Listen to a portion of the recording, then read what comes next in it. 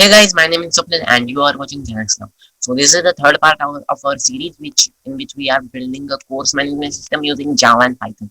So if you have not watched the one and first part and the second part, go and watch that. Yeah. So now I will show you the project that we have built and we'll be continuing that project in this video. So let us wait for it to run.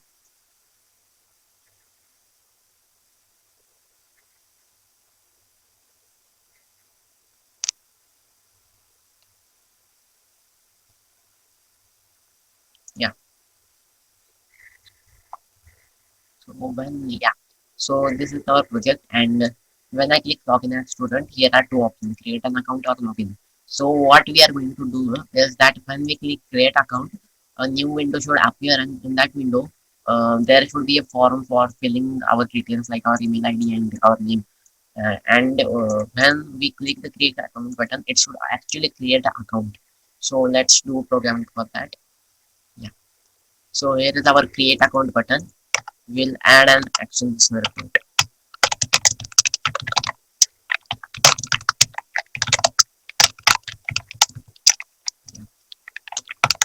New action listener.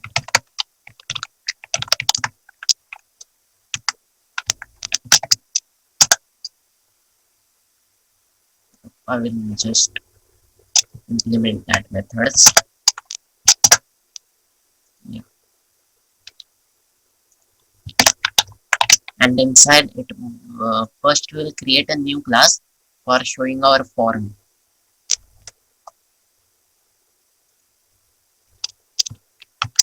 Create assistant, and that class will extend JFrame.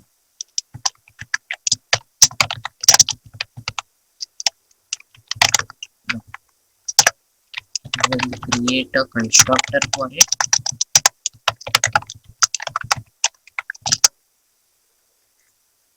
And just create an object of it here. Do it once new create a city and set it visible.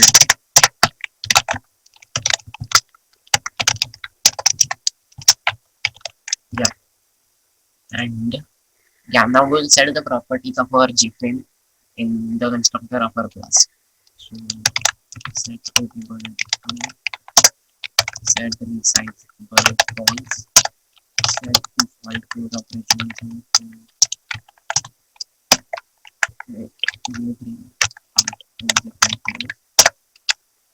and we'll set its size 500 by 500 is okay. Yeah, and we'll set its location relative to none. This will center the window, and yep, that's it for now.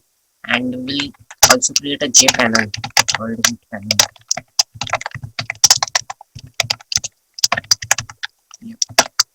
And that will set its layout to be none. And we'll add it.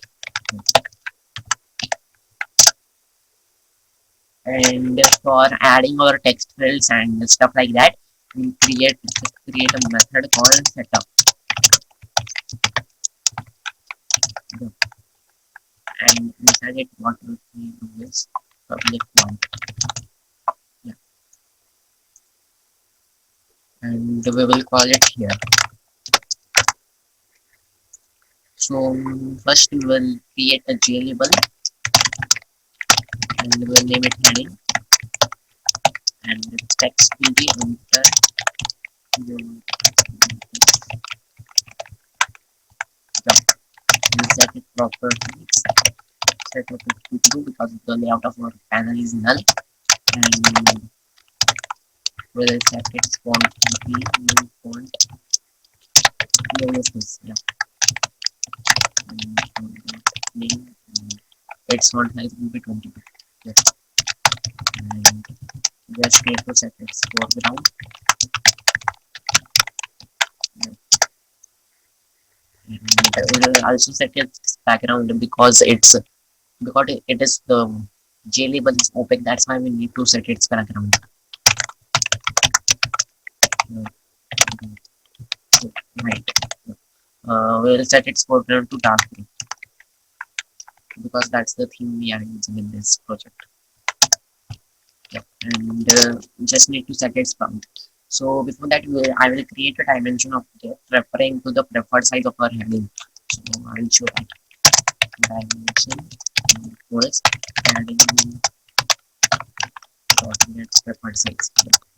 So what will this do is, so it will get the preferred size of our heading into this d variable. So we will use it while setting its bounds. So heading dot set bounds, and what is, yeah, so 250 minus d dot get by 2. So we have discussed about how we center a j label in our earlier videos like part 1 and part 2. So I will not tell it here. Yep. And we'll put the hand. Yeah. So yeah, and now we'll create a j text field. We enter our name. We'll just name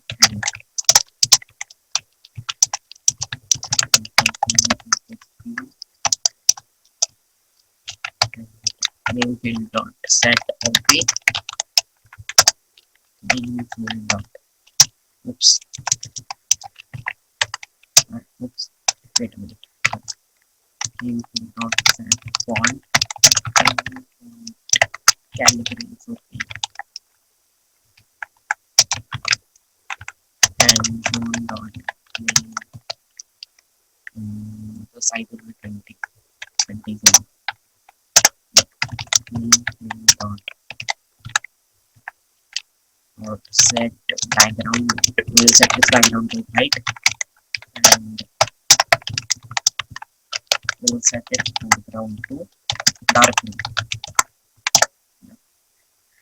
and we need to set its bounds. Set bounds. Yeah, 250 minus, we'll give its width to 300, so half of 300 is 150, and 200, its width will be 300, and its height will be 40. Yeah, so we will add it.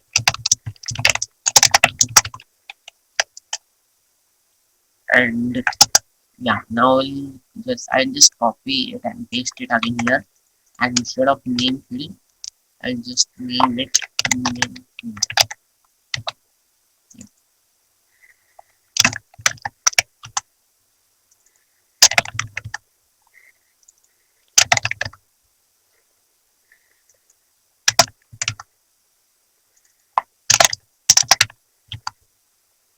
And I'll increase its y. So yep, and we'll add text to both of them. So in name field I will write and in name field I will write enter your name.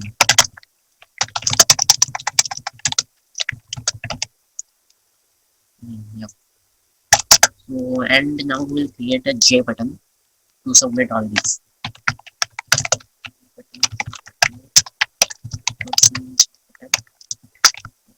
Submit. Yep. And we set it to be opaque because the layout of our conventional, and we'll set its foreground to be color dot white. We'll set its background to be color dot dark green. We'll set it for visibility buttons, or else again grayish type border comes in those button or buttons. And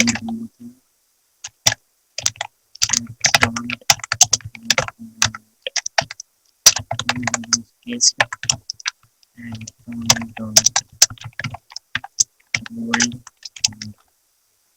and yep. And yeah, we need to set its bounds. 250 minus, we'll set its 300, so half of 300 is 150, and we'll set its y to 400, not 500, 400 is enough. Yep. And we'll add it to our if panel. Yeah, now let's try running it and check if it works.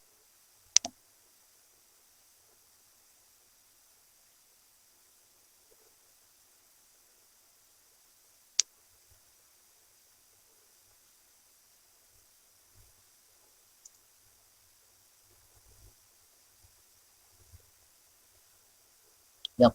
Yeah, when we click on login as student and we click on create account, you can see a window has been created called and yep, we need to just check the y of our enter your email, that email ID field. So what is the y?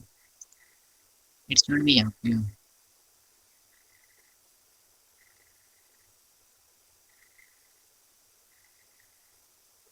And one more thing.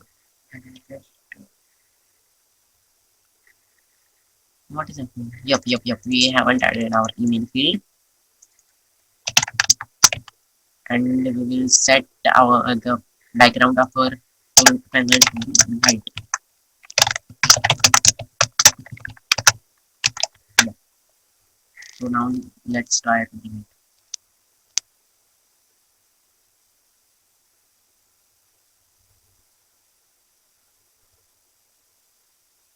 Yep. And I click on login result and create account. Yep. You can see a window is appearing to fill our all our details.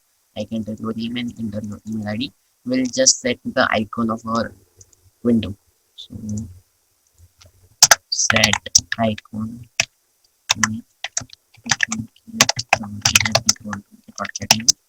And I will just copy the path of our logo.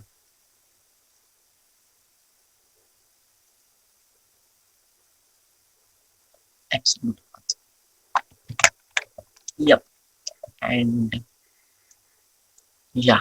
So now what we'll do is in last video we discussed about how to connect MongoDB with Python, Java and Python to access MongoDB. So I will play that clip again here and then we will continue to rest of the project.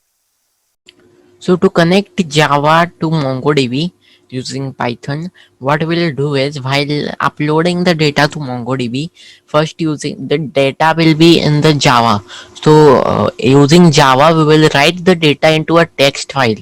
So using file writer class in Java, we will write the data into text file, and we will read the data in the text file using Python, using open in Python. So the data will be now in Python. So we can directly access MongoDB from Python, and we will upload it to the MongoDB. And while reading data from the MongoDB, what we will do is we so the data will be in MongoDB, and we can access MongoDB using Python directly. So we will get it in Python and write to text files, and then read it using Java, because we can read text files using scanner in Java. So that's how we are going to connect Java to MongoDB. So as we discussed, we will create a txt file in our project. So first, I will create a folder called txt in which we will store all of our txt files. So yeah, you directly txt here, and we will create a new file here called like current. I will name it create new drive.txt. So we'll say what we'll save inside this is the data if we want to create a new account. So I will add an action listener to our submit button.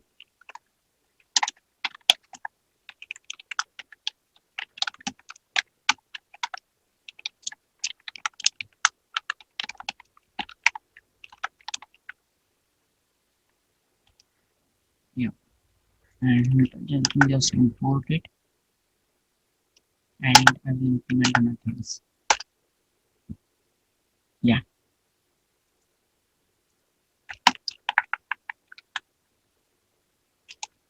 yeah. So we'll add a try catch because the method we are going to use throws an exception.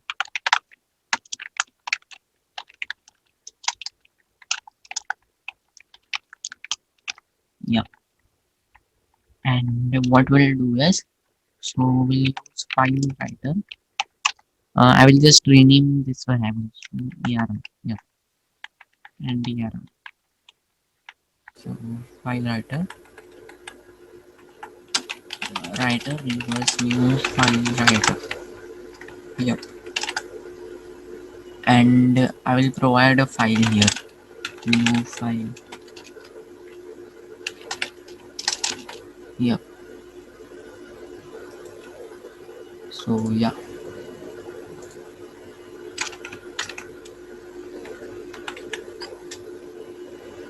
I will import the file class.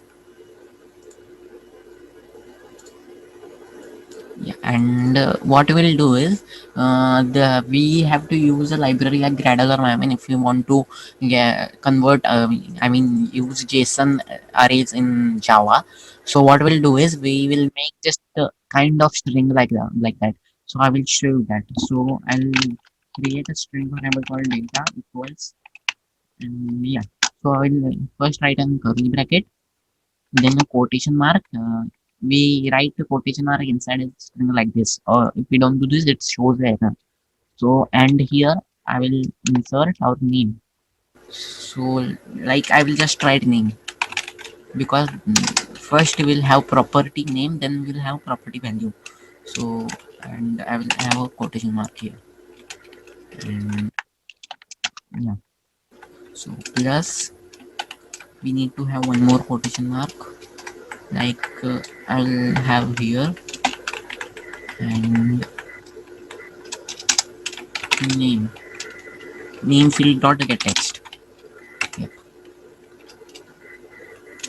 And here I will close the quotation and have a comma and add one more quotation and call it email and quotation, and then email field dot get text. Yep. So I will close the quotation and also close the curly bracket. Yep. So I'll say writer dot write data and then writer dot close. It may not write your data if you don't close it. So yeah, now I'll try running it and check if it writes data into the file.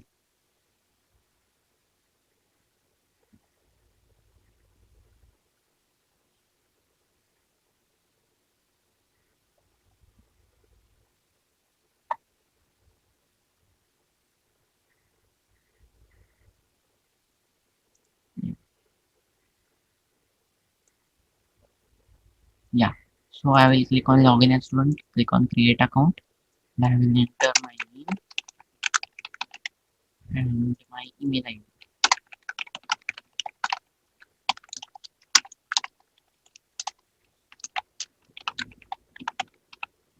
And I will click on submit, and let's see if it has written. You can see it has written our email I name and email ID inside our create new table, right? So now what we'll do is we'll get the data in using Python and upload it to MongoDB. So just make sure MongoDB is installed on your device. So here I have opened PyCharm projects directly in my file explorer. So I'm using PyCharm for coding in Python in this video.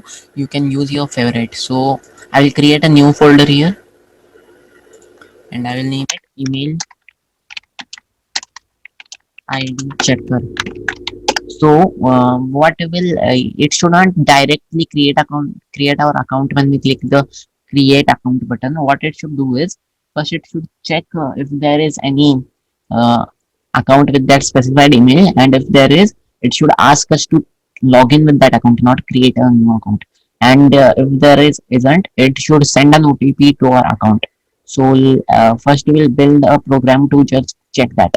So check that if there is an account with the specified email. And so I will open this folder as PyCharm project. So let us wait for it. I will come back when it opens. So the folder that we created has opened in PyCharm. So I'll create a new file here and New Python file and we will name it as. So let us wait. Yeah. So we need to install PyMongo to connect to MongoDB and check if there is account associated to that one. So in our terminal, we just have to write. let us wait for it to be configured. Yeah. So pip install pymongo. So when we write this, it will install the pymongo library. Yeah. So I have already installed it. That's why it is saying requirement already satisfied. So yeah, and I will import it here.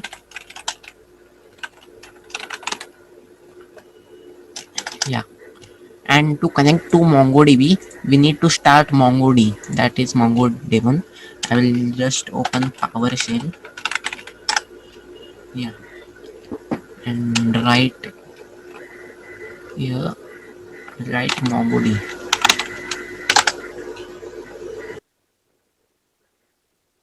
Yep. So yeah, and I will open one more PowerShell, which will be our Mongo client. So,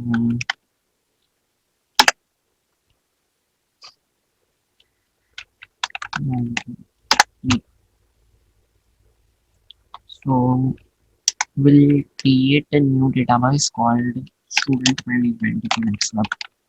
Student management.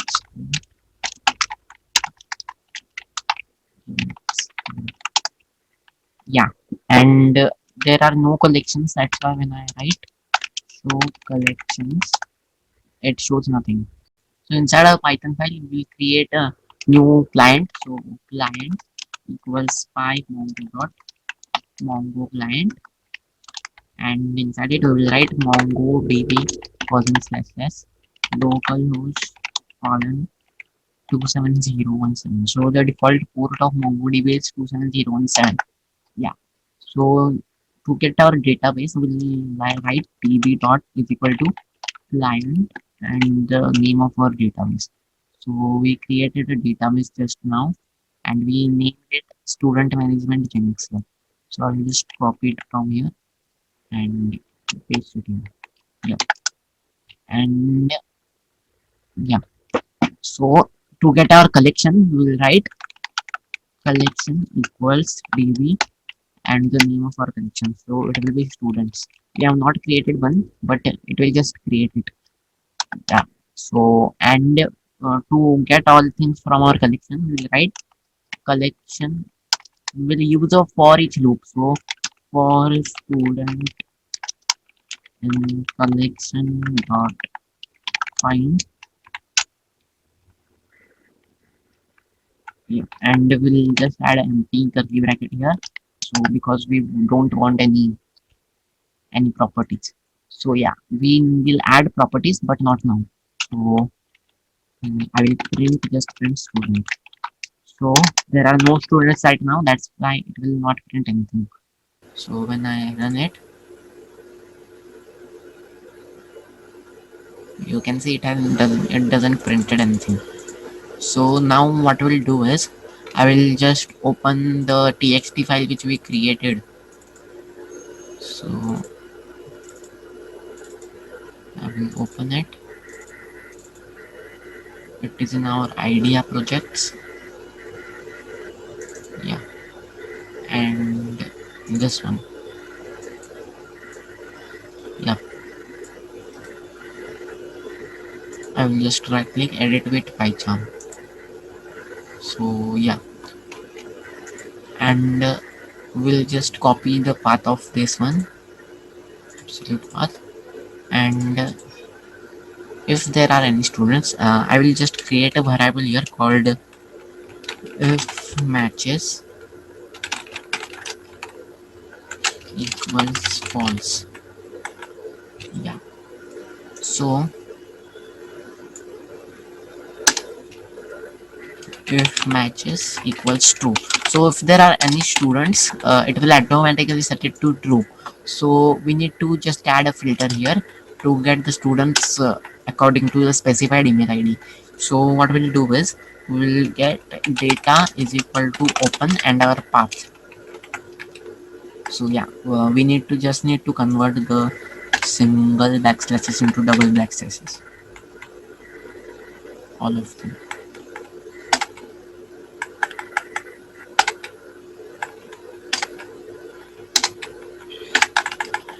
And we will use double quotes instead of single quotes.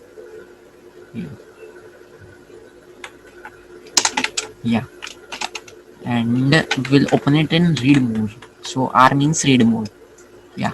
So data equals data dot read. Yeah. And I will just print data to check that if it has done any processing. So data. Yeah, you can see the our data is printed.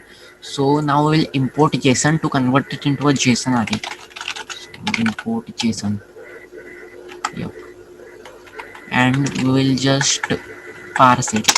So data equals JSON dot load. Yeah, loads and data. So now if we print data, you can see it will be converted into array. Yeah, and so we'll add just will add a property filter here.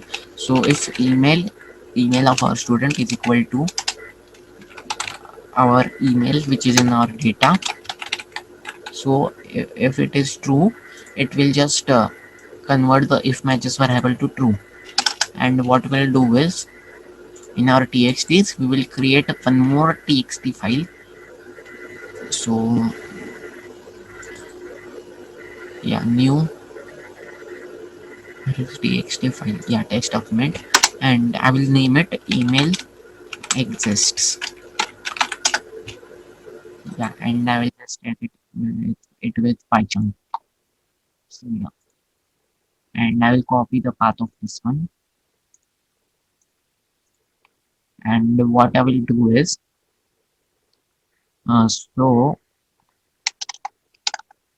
if matches, so if it is matched, we'll write inside this true. So we'll write inside the email exists file true. So writer equals open, and I'll just paste it here.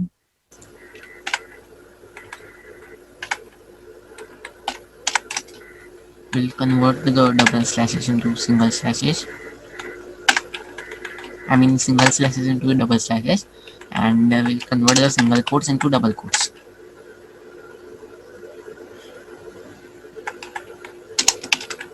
Yeah, and we'll open it in write mode. So, and we will do writer dot write, and if it is true, we'll write true like this. Not will not write a boolean value.